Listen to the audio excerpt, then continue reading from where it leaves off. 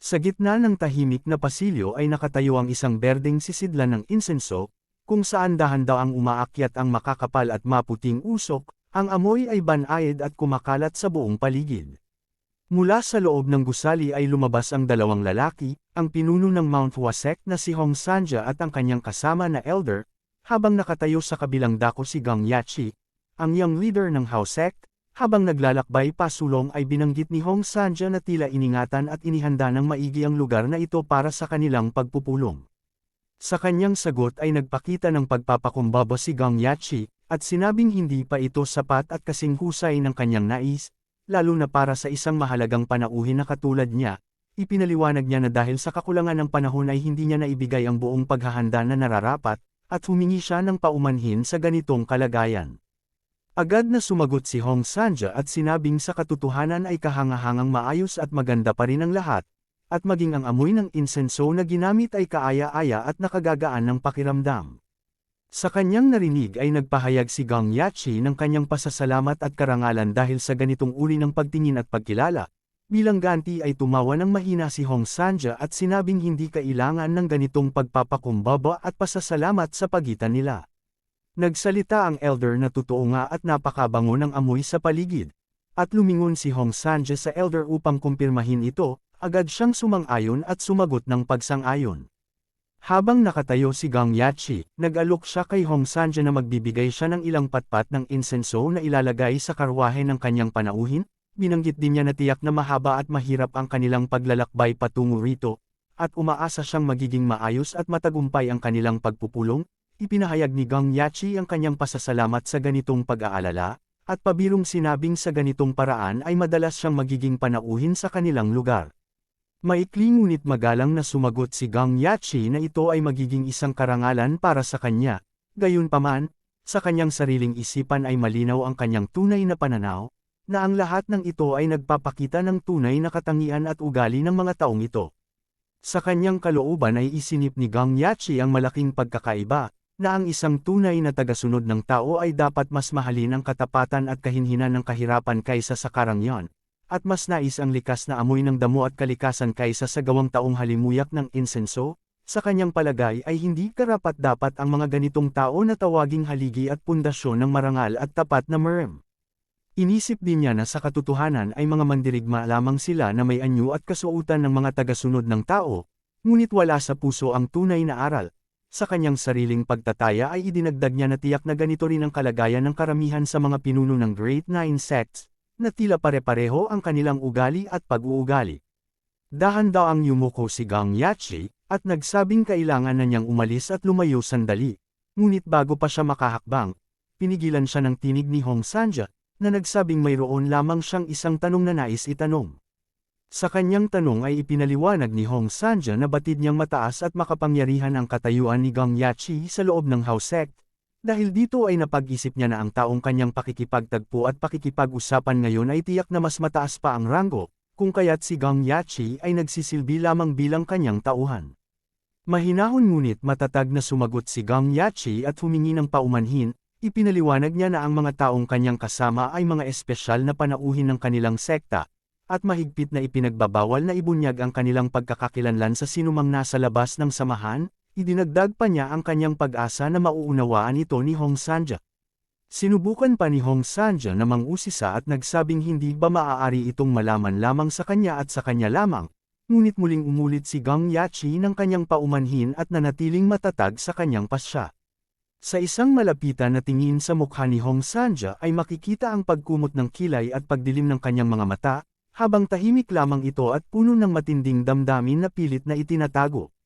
Sa likuran niya ay humakbang pasulong ang elder, at mahinahong sinabi na nararapat lamang na palampasin muna ang pangyayaring ito, dahil ang taong ito ay nakatulong na rin sa kanila sa maraming pagkakataon noon pa man. Ipinaliwanag pa niya na marami pa silang gagawing ugnayan at pakikipag-ugnayan sa mga kasapi ng Haosek sa hinaharap, at tiyak na babawi at magbabayad ang mga ito sa kanila dahil sa kasalukuyang tila kawalan ng galang. Lumingon ang elder at tinanong si Gang Yachi kung totoo ba ang kanyang sinabi at kung naiintindihan niya ito ng maayos. Tumanggaw lamang ng tahimik si Gang Yachi sa sinabi ng elder. Sa kanyang sariling isipan ay napag-isip ni Gang Yachi ang kakaibang kaisipan ng mga taong ito, na hindi niya moari kung ano ang kanyang ginawang kawalan ng galang, at kung bakit kailangan pa niyang magbayad at bumawi para rito. Sa kanyang palagay ay kakaiba at baluktot ang kanilang pangangatwiran at pananaw sa mga bagay, sa kabila nito ay mahinahon pa rin siyang sumagot ng malinaw at maikli na oo, nauunawaan niya ang sinabi nila. Lumipat ang tagpo sa labas, kung saan maririnig ang malinaw na tunog na tila hudyat ng paghinto, at lumitaw ang sagisag ng sekta, isang pulang bulaklak na may 5 talulot, na kilalang tatak ng Mount Hua Sect. Makikita ang maayos at matibay na hanay ng mga mandirigma na nakatayo sa labas, ang tinatawag na Plum Blossom Swordsman, ang pangunahing puwersa at mukha ng Mount Hua Sect. Nakasuot sila ng pare-parehong kasuotang puti at pula, may mga sandata, at puno ng kahandaan sa anumang maaaring mangyari. Kasabay nito ay makikita ang isang paa na nakasuot ng maitim na bota na dahan-daw ang humahakbang sa lupang daanan. Sa isipan ni Sorayang ay malinaw ang pag-unawa. Ang taong ito ay dumating na puno ng kahandaan, tila parang sa isang digmaan ang kanyang paghahanda at layunin. Sa mas malawak na tanawin sa pagitan ng matatayog na bangin at kabundukan, nakahinto ang karwahe habang nakatayo sa harap ng malaking hanay ng mga kawal ang dalawa sina Sorayang at Dampil. Sa isipan ni Sorayang ay napag-isip na dahil ang pangunahing puwersa at mahahalagang kasapi ng Mount Hua Sect ay narito sa labas, hamina at nabawasan ang proteksyon at depensa ng kanilang sariling lugar at punong tahanan, napagpasyahan din na kahit sana ay nanatiling walang kinikilingan at neutral ang pinuno ng sekta, ngunit ang ginawang ito ay labis na at hindi na matatawaran pa. Tumingin ng matalas si Sorayang, at sa kanyang sariling kaisipan ay sinabi na hindi naman kailangang maging perpekto sa estratehiya ng digmaan dahil lamang sa pinuno ng isang sekta, ngunit kahit ganoon, ang ginawang ito ay tila labis na katangahan at kapabayaan. Sa gitna ng hanay ng mga kawal ay humakbang pasulong ang pinuno, sa kanyang tinig na puno ng paghamon ay tinanong niya kung ano ang sinabi lamang ng kanilang bisita, na tila hindi makapaniwala sa narinig niyang salita at nagnanais na ulitin ito upang masiguro. Hindi pinansin ang tanong ng pinuno, sa halip ay mahinahon ngunit matatag na utos ni Dampil na ipagbigay alam sa mga nasa loob na narito na sila at naghihintay. Muling nagsalita ang pinuno na tila nakaramdam ng galit, at inulit ang kanyang tanong kung ano nga ba ang sinabi nila, at direktang itinanong kung sinisiraan ba nila o pinapahiya ba nila ang kanilang dakilang pinuno ng sekta. Sa halip na sumagot sa tanong ay inulit lamang ni Dampil ang kanyang utos na ipagbigay alam lamang sa loob na narito na sila, agad na sumagot ang pinuno ng matalas at inutusan si Dampil na huwag makialam at manatili lamang sa kanyang lugar. Tinanong niya ng galit kung paano nila nagawang insultuhan at hamonin ang dakilang pinuno ng Mount Hua Sect. Idinagdag pa niya na hindi sila papayagang makapasok sa loob hanggat hindi sila humihingi ng paumanhin at pagbawi sa kanilang ginawa. Sa halip na magpakita ng pag-alala ay dahan-daw ang ngumiti si Sorayang, at mahinahong sinabi sa sarili na kung ganoon nga ang kalagayan, ay mas lalong naging madali at malinaw ang lahat para sa kanya, ang kanyang ngiti ay puno ng katiyakan at tila inaasahan na ito ang magiging takbo ng pangyayari. Tumalikod si Sorayang at tinawag si Dampil upang umalis na sila. Agad na sumagot si Dampil ng may pagsunod, at sumunod sa kanyang hakbang. Habang naglalakad palayo ang dalawang bisita, naiwan ang pinuno na namumutla at puno ng galit, habang sinabi ni Sorayang na ibabalita niya sa kanilang pinuno na ang isang hanggal at walang muwang na Plum Blossom Swordsman ang Samira at nagwakas sa lahat ng inaasahang usapan at negosasyon, nagtanong ang pinuno kung ano ba talaga ang ginagawa niya at kung bakit ganito ang kanyang kilos. Habang ang iba pa ay nakatingin lamang nagulat at hindi makapaniwala sa nangyari. Lumingon si Sorayang at sinabi niya na ang isang taong walang kaalaman sa pagpipigil ng bibig at hindi marunong magpakita ng tamang paggalang sa panauhin ay siyang nagpabago sa buong kalagayan ng politika at kapangyarihan sa buong rehiyon.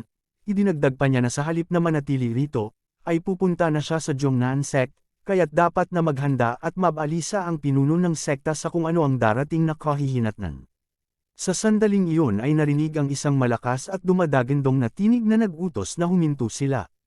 Lalong lumakas at tumindig ang tinig ng bagong dating na elder, habang nagtatanong kung paano nila nagawang dumating sa malayo at pagkatapos ay umalis lamang ng hindi man lamang nakaharap at nakakausap ang kanilang pinuno, sa paligid ay lumitaw ang alon ng chi. Habang nakatalikod ay napansin ni Sorayang ang bigat at lakas na dala ng tinig. May halong malakas na internal energy na dumadaloy kasama nito. Sa kanyang isipan ay agad na napagtanto na ang taong ito ay isang supreme peak martial artist, isa sa mga pinakamataas at pinakamakapangyarihang antas sa buong mundo ng Merm. Lumapit ng dahan-dahan ang elder, binanggit niya ng diretsahan na batid niya at kinikilala ang kanilang kawalan ng galang at maling kilos na ginawa kanina.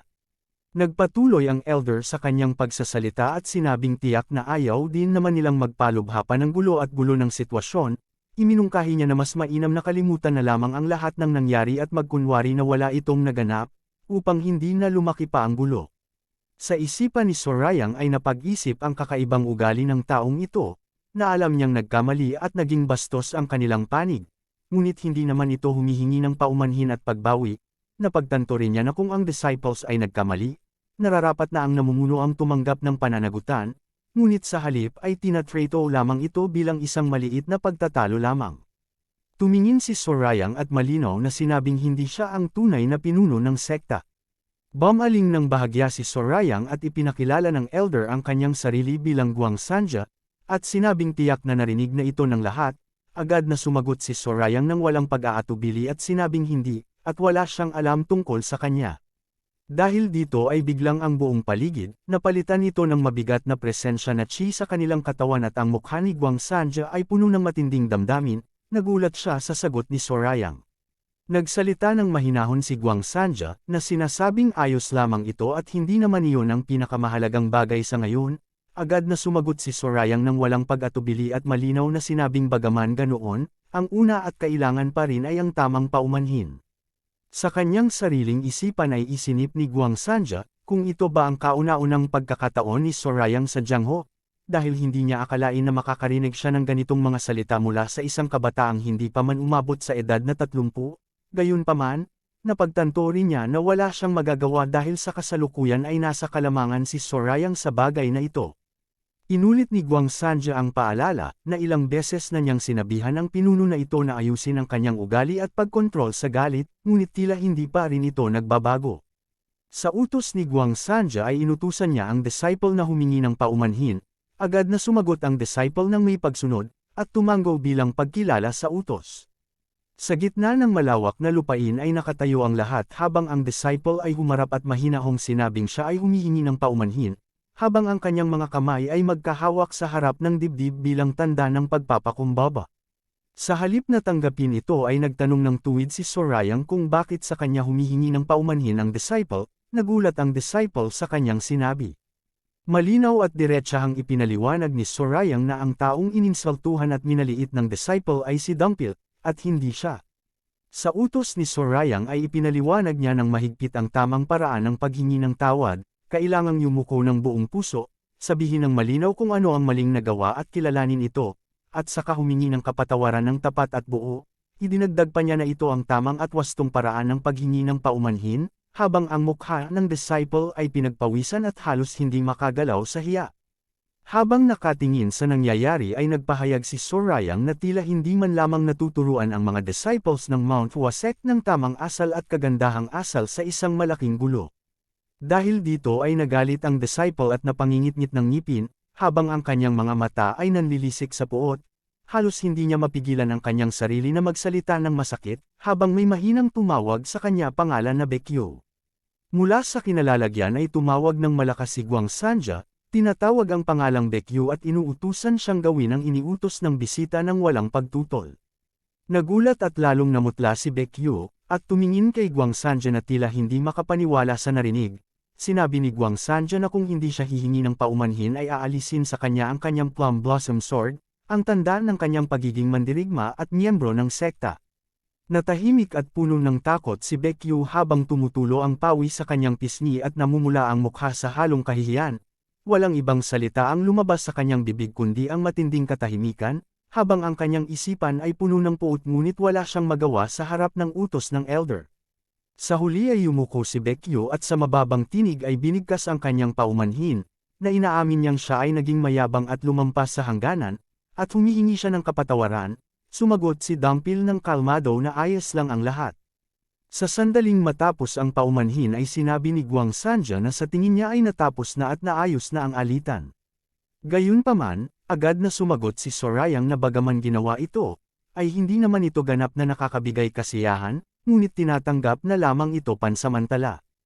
Pagkatapos ay humarap si Sorayang at malinaw na sinabing kung ganoon, ay dalhin na siya sa kanilang pinuno. Sa isipan ni Guang Sanja, na sinabi niya bagaman nakatanggap sila ng paumanhin mula sa mandirigma ng Mount Hua sect, ay bawiin at ipagkakait din nila ito sa huli. Sa isipan niya at sa matigas na tingin ni Guang Sanja ay nabuo ang matinding banta, na sa sandaling matapos ang lahat ng ito ay mamamatay silang lahat. Sa harap ng dakilang gusali ng sekta, ay narinig ang anunsyo na ipinaalam sa pinuno na dumating na ang mga bisita. Sa loob ay nakaupo ang pinuno na si Hong Sanja, na nakatingin ng masusi at nagsasabi sa kanyang sarili na ang bisita ay napakabata pa, at hindi pa man umabot sa edad na 30. Sa kanyang isipan ay inilarawan ni Guang Sanja si Sorayang, na ang presensya at kapaligiran na dala ay ibang-iba kumpara sa dating pinuno na kilala niya noon pa man, gayunpaman, napansin din niya na sa kabila ng kabataan, tila sapat at mahusay ang kanyang kasanayan sa martial arts upang makatayo bilang pinuno ng isang samahan.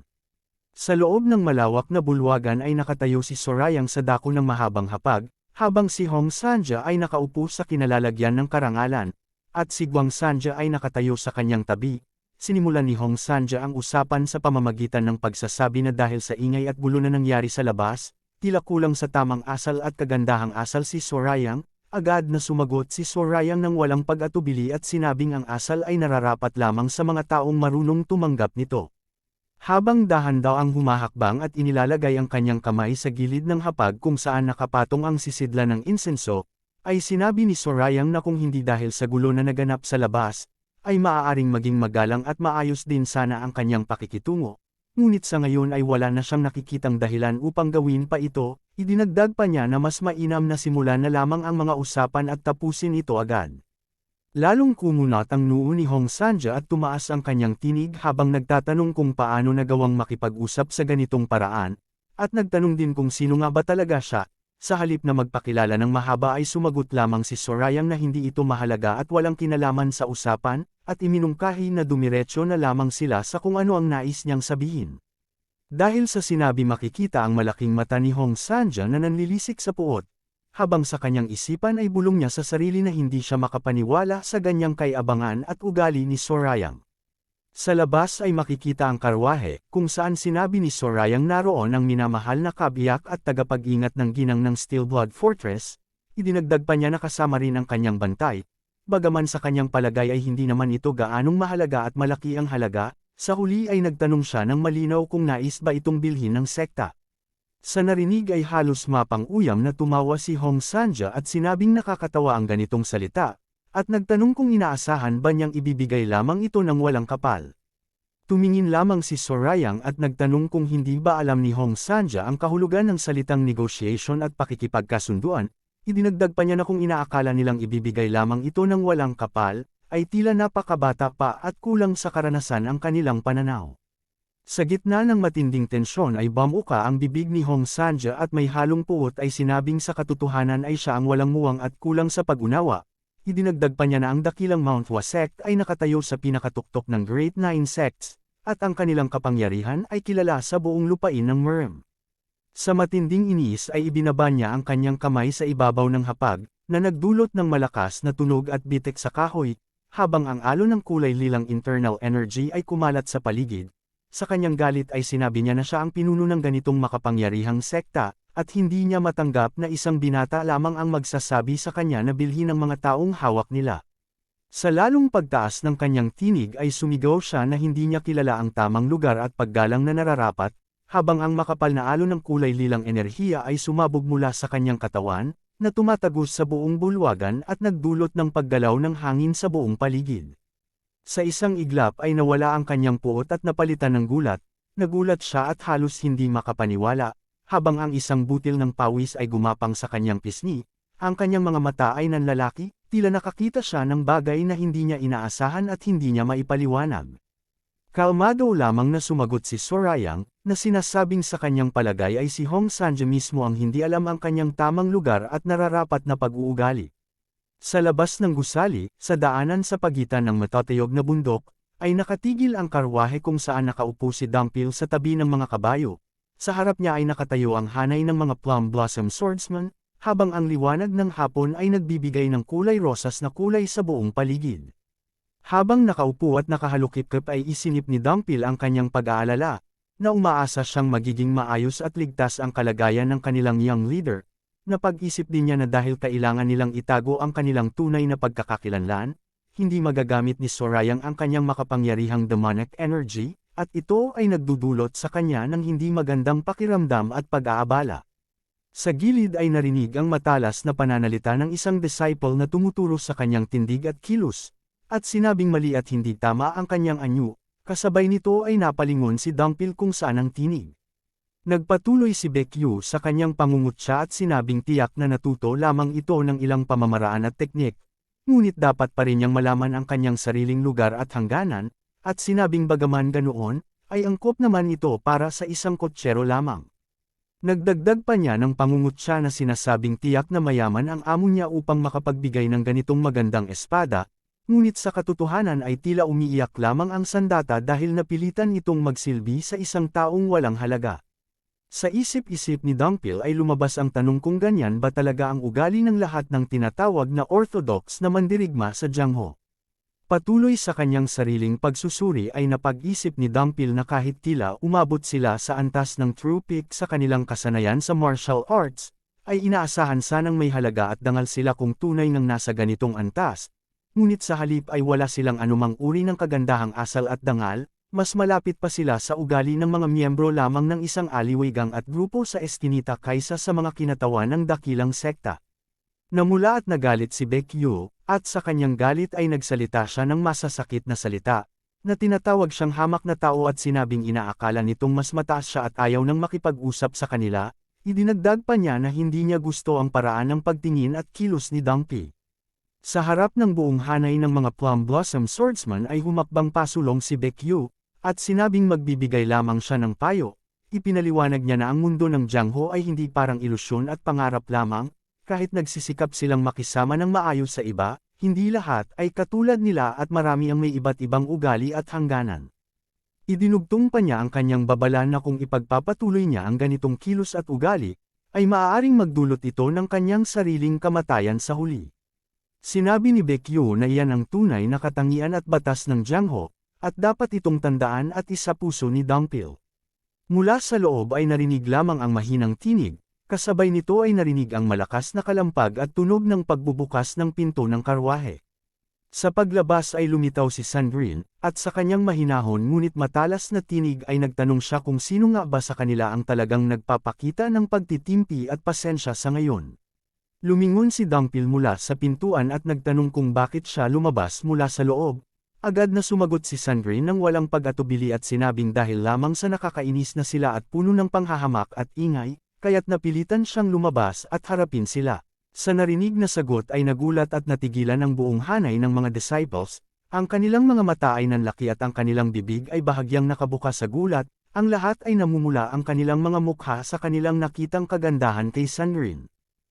Nakatayo ng tuwid at matatag si Sandrine, sa kanyang seryoso at matatag na tinig ay ipinaliwanag niya ang dahilan ng kanyang paglabas, na walang tigil sa pang-aapi at panghahamak ang mga ito, habang inaakala nilang ang kanilang walang silbing kasanayan sa martial arts ay mas higit sa lahat, idinagdag pa niya na hindi niya kayang manatili lamang sa loob at makinig sa lahat ng ganyang uri ng pananalita at kawalan ng galang.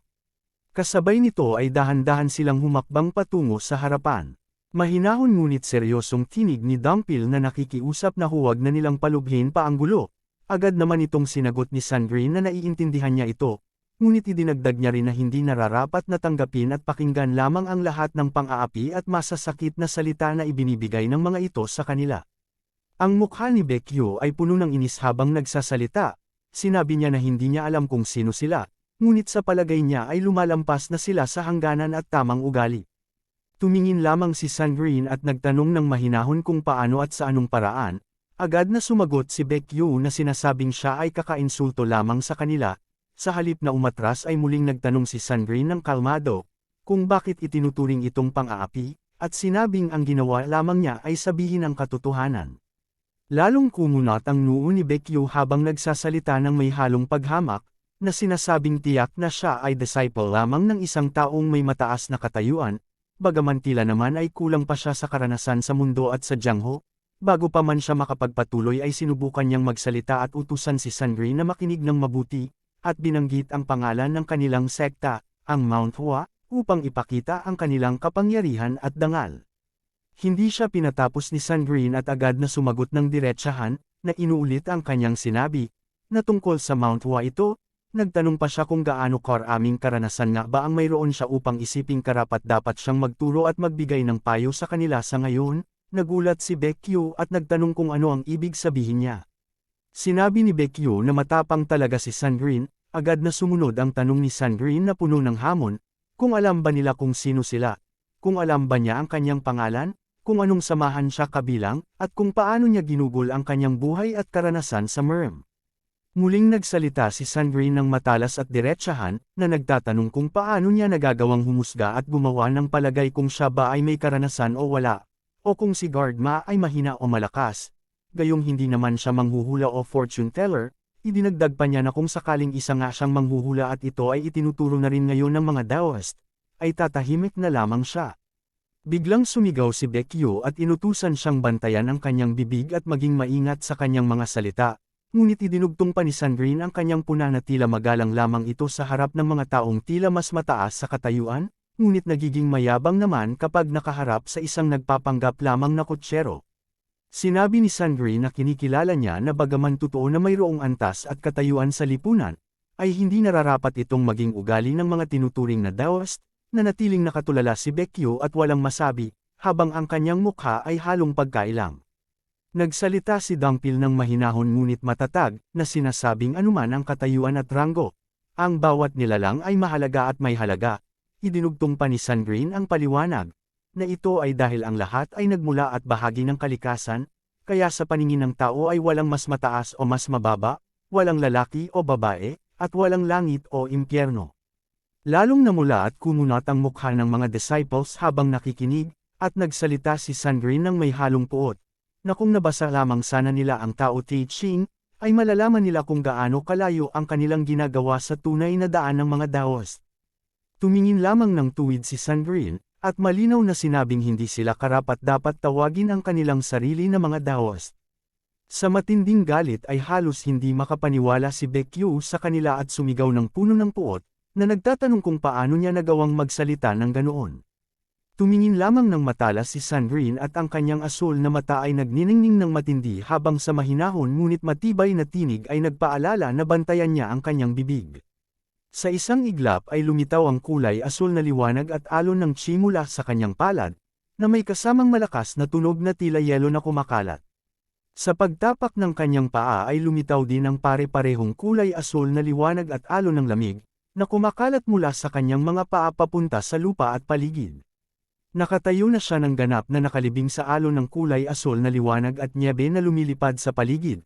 Sa gitna ng ganitong kapangyarihan ay nagsalita siya ng malinaw, na tila nasisiyahan silang lumampas sa hangganan dahil sa pag-asa na mayroon silang likod na Mount Hua sect, ngunit sa ngayon ay tinatanggap na lamang niya ito pansamantala. Sa harap ng ganitong pagpapakita ng lakas ay natigilan at namutla ang buong hanay ng mga disciples, ang kanilang mga mata ay nanlaki sa takot. Sa gitna ng malamig na alon at nyebe na kumakalat sa paligid ay tumindig ng matatag si Sandrine, at sa matinis at mariing tinig ay nagtanong kung paano nagawang hamunin at insultuhan ng isang karaniwang mandirigma lamang ng Mount Hua sect ang anak ng Ice Palace. Sa loob ng dakilang bulwagan ay lalong uminit ang galit ni Hong Sanja, at habang ang kulay lilang chi ay lumalabas sa kanyang katawan ay muling idiniin na ang dakilang Mount Hua sect ay nakatayo sa pinakatuktok ng Great Nine Sects. Sa kanyang matinding inis ay sinabi pa niya na siya ang namumuno sa ganitong makapangyarihang samahan, at hindi niya matanggap na isang bisita lamang ang magsasabi sa kanya na bilhin ang mga tao. Sa kanyang palagay ay hindi alam ni Sorayang ang kanyang nararapat na lugar. Sa harap ng matinding banta at alon ng Purple Mist Divine Arts ay nanatiling tahimik at hindi man lamang natitinag si Sorayang. Sa matinding galit ay ibinaba ni Hong Sanja ang kanyang kamay sa ibabaw ng hapag, na nagdulot ng malakas na tunog at malalim na bitek sa kahoy habang ang makapal na kulay lilang alon ay sumabog mula sa kanyang katawan. Ang alon ay kumalat sa buong silid, nagpapagalaw sa hangin, at ang maliit na sisidla ng insenso sa gitna ay nanginginig sa bigat ng divine pressure na kanyang ibinubuga. Ang panginginig ay lalong tumindi hanggang sa umabot ito sa mismong sisidla na gawa sa tanso. Ang kulay lilang liwanag ay dumadaloy sa paligid nito, at ang tunog ng pagyanig ay lumalakas kasabay ng bawat pagtaas ng lakas ni Hong Sanja. Sa huli ay hindi na nakayanan ng sisidlan ng bigat at puwersa, ito ay nabasag at nagkawatak-watek, habang ang maliliit na piraso ay kumalat sa mesa at lumipad sa hangin kasama ng alon ng chi. Sa gitna ng gulo at puwersa ay muling nagsalita si Sorayang ng mahinahon ngunit malinaw, ipinaliwanag niya na bagaman ang Mount Hua sect ay isa sa mga pinakamahusay pagdating sa sining ng espada, ito ay nananatiling isang sekta ng mga Daoist. Idinugtong pa niya na tila ginagamit lamang ni Hong Sanja ang kanyang posisyon at lakas upang pilitin at supulan ang iba, na labag sa tunay na aral at daan ng Dao. Sa isip-isip ni Hong Sanja ay lumitaw ang matinding pagtataka, hindi niya maunawaan kung paano nagawang magsalita at manatiling nakatayo si Sorayang sa kabila ng buong bigat at presyon ng Purple Mist Divine Arts. Ang kanyang mga mata ay nanlalaki sa gulat takot, habang ang kanyang isipan ay puno ng tanong kung anong uri ng kasanayan at lakas ang taglay ni Sorayang upang makalaban sa ganitong antas ng kapangyarihan. Muli siyang nagsalita sa gitna ng alon ng kulay lilang chi, at nagtanong kung sino nga ba talaga siya at paano niya nagawang labanan ang bigat ng Divine Chi. Idinagdag pa niya na hindi pa siya nakakilala at nakarinig ng sinumang kasing bata nito na may ganitong antas at galing sa martial arts. Sa kanyang isipan hindi siya kapanipaniwala na mayroong ganitong lakas sa isang taong hindi pa umabot sa ganap na gulang. Sa kabilang dako ay tila naiinis lamang si Sorayang habang sinasabing mahirap talagang ipaintindi ang katotohanan sa mga taong ayaw makinig. Sa lalong pagtaas ng kanyang pag-usisa at pag-aalaala ay nagtanong si Hong Sanja kung lihim na disciple ba ito ng pinuno ng Righteous Heavenly Alliance o kaya naman ay nang namumuno sa Steel Blood Fortress. Sa gitna ng alon ng kulay lilang liwanag ay tumingin si Sorayang ng masusi at sinabi na ang pangalang narinig, ang Righteous Heavenly Alliance leader. Dahan-daang ibinaba niya ang kanyang kamay sa ibabaw ng hapag, at sa bawat galaw ay may kasamang tunog at pagbabago sa kapaligiran habang binibigkas ang pangalang ito ng mahina. Sa isang madilim na alaala ay narinig ang utos na binigkas sa likuran ng nakatagong figure na si Chun Hajen. Sinabihan siya ni Dam Soyang na ayusin ang kanyang sarili at maging matatag, dahil ang kanyang tungkulin ay paksain at alisin ang sinumang magtatangkang lumaban at sumalungat sa samahan ng alliance. Idiniin kay Chan Hanji na wala siyang kaibigan at kasama, at bawal siyang mag-isip ng anumang bagay maliban sa kanyang gawain. Sinabihan siyang sundin lamang ng tapat ang bawat utos at huwag nang magtanong pa, dahil ito lamang ang paraan ng kanyang pag-iral at gawain. Sa huli ay idinugtong ni Dam Soyang ang pangwakas na salita, na kung magagawa niya ito ng ganap at walang pag-alinlangan, ay mananatili siyang buhay. Bumalik sa kasalukuyan at ang mga salitang ito ay tumatakbo sa isipan ni Guang Sanja, at halos hindi niya mabitawan ang salitang siya ba ang tinutukoy. Sa gitna ng lumalakas na alon ng kulay pulang chi ay buong lakas na nagsalita si Sorayang at inulit ang tanong na tumatakbo sa kanyang isipan, na siya ba ay disciple ni Dam Soyang. Sa harap ng ganitong pagbabago at tanong ay nanlaki ang mga mata ni Hong Sanja at si Guang Sanja sa gulat. Ang kanilang mukha ay namumula sa halong pag-aalaala, habang ang kulay pulang liwanag ay tumatagos sa buong bulwagan.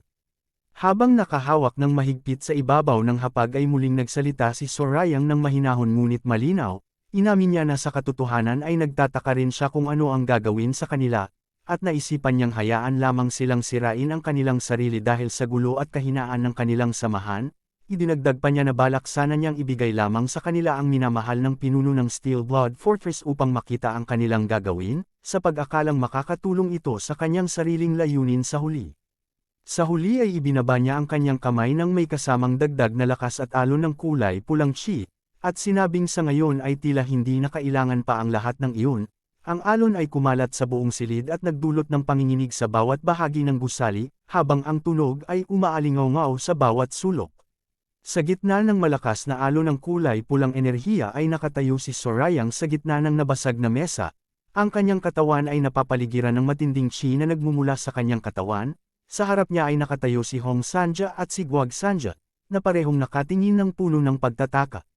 Sa matinding galit ay ibinuka ni Hong Sanja ang kanyang palad at halos hindi makapagsalita ng maayos habang ibinabato ang kanyang galit kay Sorayang. Agad na sumama si Guang Sanja at humakbang pasulong habang ibinubuntan ang kanyang puot, na nagtatanong kung paano niya nagawang magkaroon ng ganyang tapang, kasabay nito ay ang kanyang kamao ay nakakuyom at puno ng kulay lilang internal energy.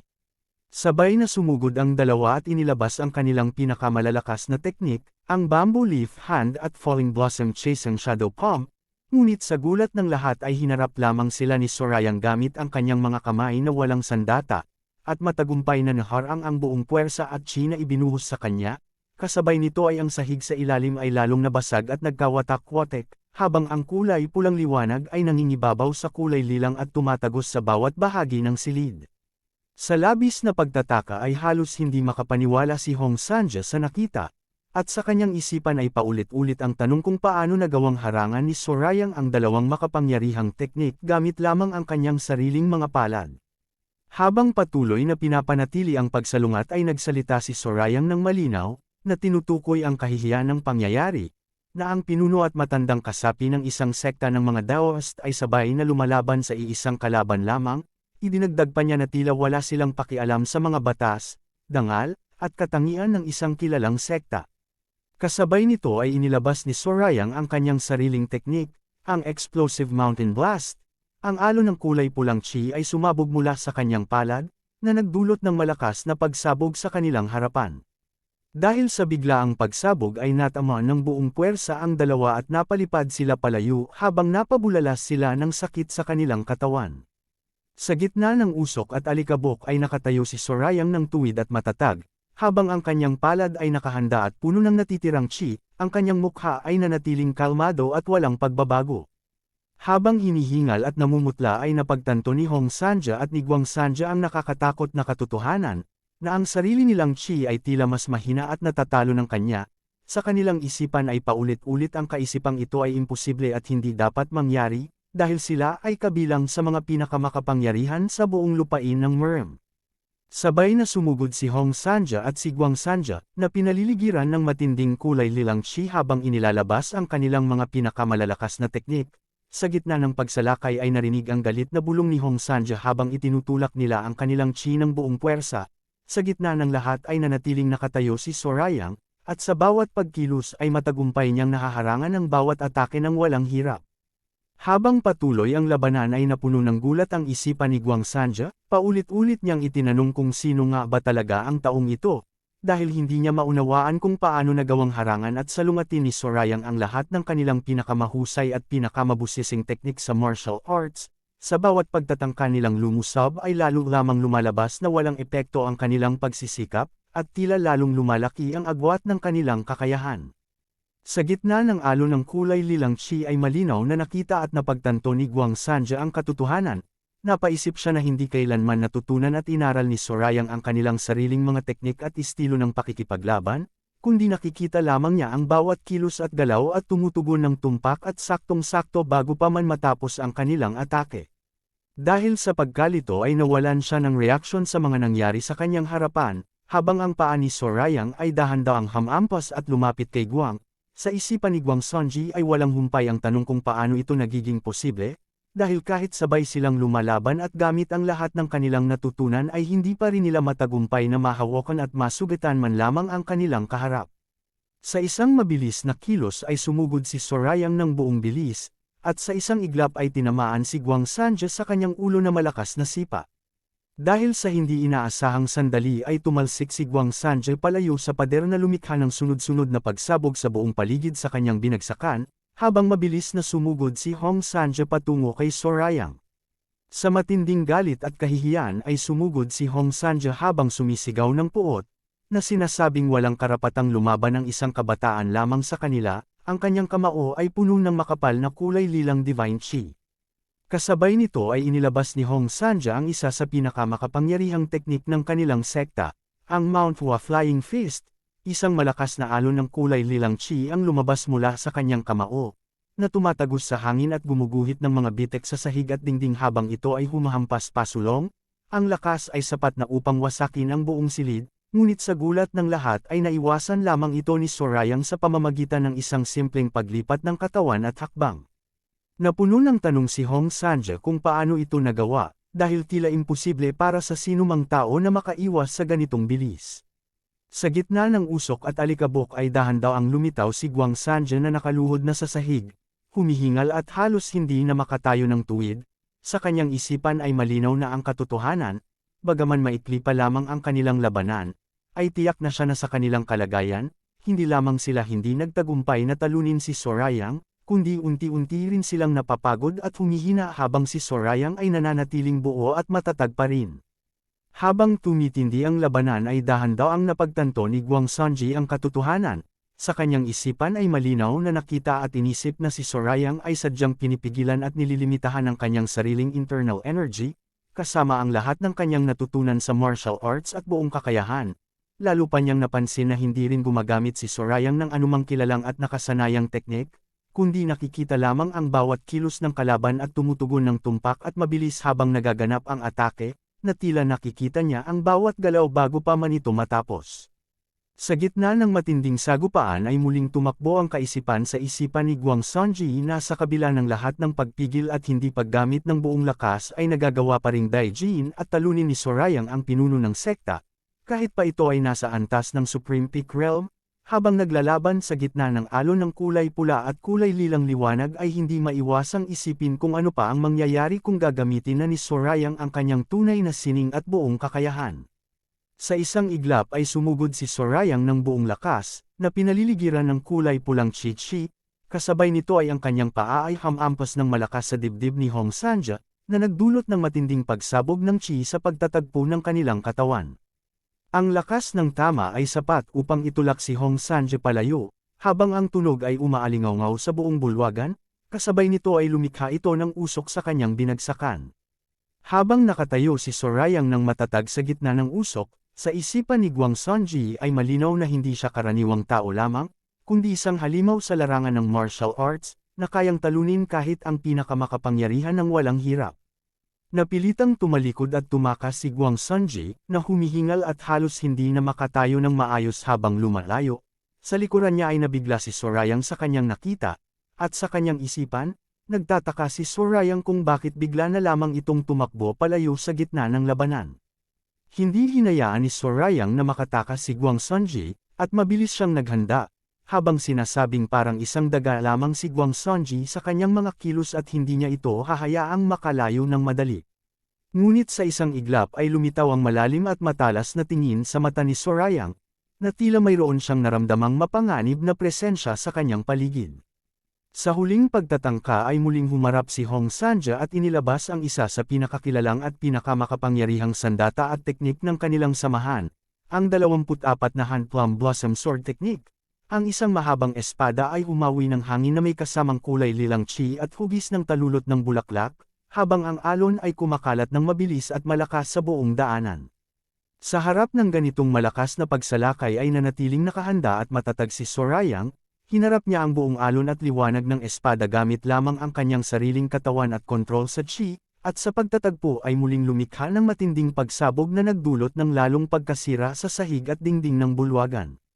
Mahigpit na nakakapit ang kamay ni Hong Sanja sa hawakan ng kanyang espada, habang ang kulay lilang alon ng chi ay umiikot sa palad at sa kanyang sandata. Sa harap niya ay makikita ang anino ni Sorayang mula sa naunang sagupaan. Habang nakatayo sa gitna ng usok at liwanag ay muling umubang ang kaisipan at salita ni Sorayang, kinilala niya ang teknik na kakatapos lamang gamitin ni Hong Sanji, ang 24 na Hand Plum Blossom Sword Technique. At sa kanyang isipan ay malinaw na inisip na kung hindi lamang niya ginamit at pinakawalan ang kanyang sariling demonic arts, ay tiyak na nahati na siya sa dalawa dahil sa tindi at talim ng atake, habang ang usok ay dahan-daang lumalabas mula sa kanyang katawan at paligid. Sa gitna ng malalim na bitek sa sahig at usok na pumupuno sa bulwagan ay muling humarap si Hong Sanja. Ito ang huling pagkakataon na magtatanong siya, at malinaw na ibinigay niya ang tanong kung sino nga ba talaga ang kanyang kaharap. Sa ibaba ay nakatayo si Sorayang, at sa mahinahon ngunit matatag na paraan ay sumagot na nagtatanong kung talaga bang ganoon kalaki ang kagustuhan niyang malaman ang katotohanan.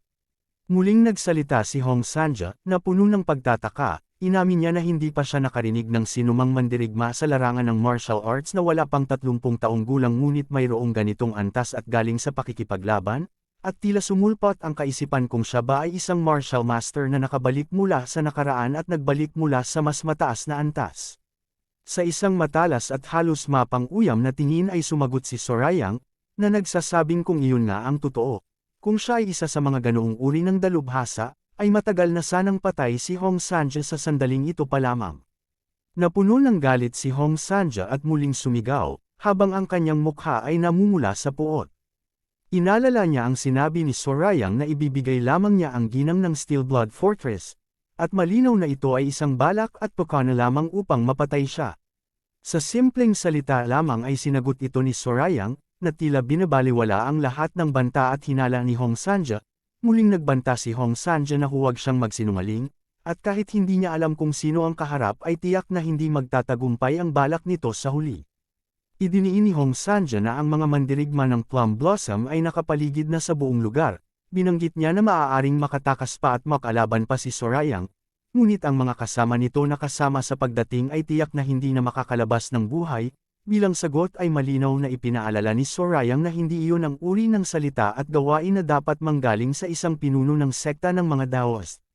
Sa isang iglap ay biglang nagbago ang ekspresyon ni Hong Sanja, habang lumitaw ang tunog ng pagtataka at gulat sa kanyang isipan, ang kanyang mga mata ay nanlaki, at ang pawis ay mabilis na damaloy sa kanyang pisngi dahil sa biglaang pakiramdam na hindi niya maipaliwanag.